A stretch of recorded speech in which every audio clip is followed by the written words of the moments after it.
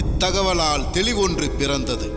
ஒருவேளை யுவராஜர் ராமர் அயோத்தியில் இருந்தால் சுயம்வர விழாவிற்கு அவர் வந்திருப்பார். ஆனால் அயோத்தி அரசர் அனுமதிக்கவில்லை.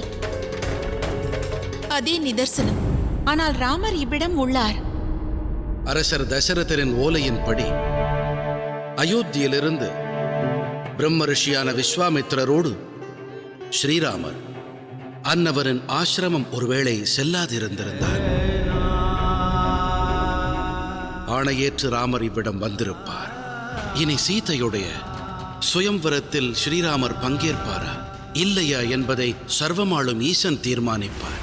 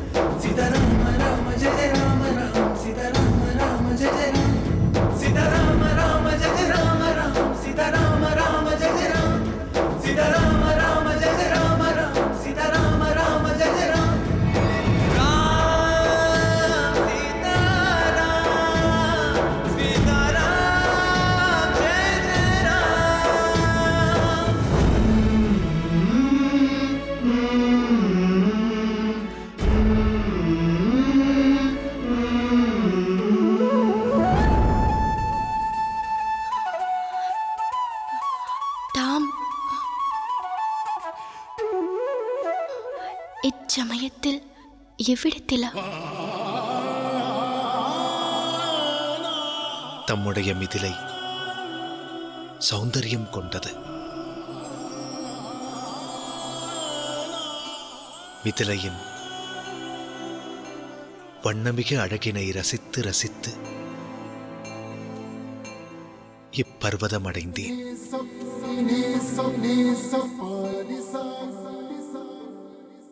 இங்கு தாம் எவ்வாறு? நான் சிறு வயது முதலே இங்கு வருகை தருவேன். ஸ்வர்ணமான்களை காண்பதற்காக.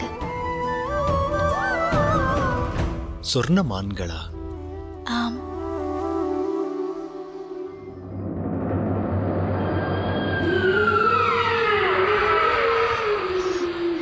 அதோ பாருங்கள்.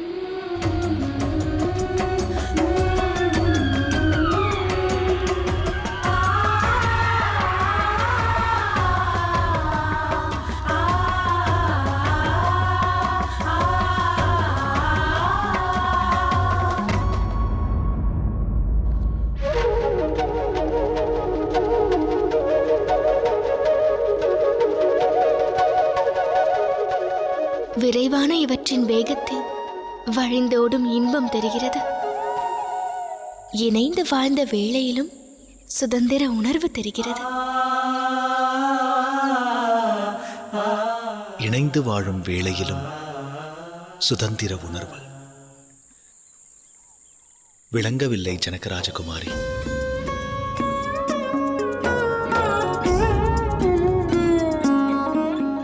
சீதா,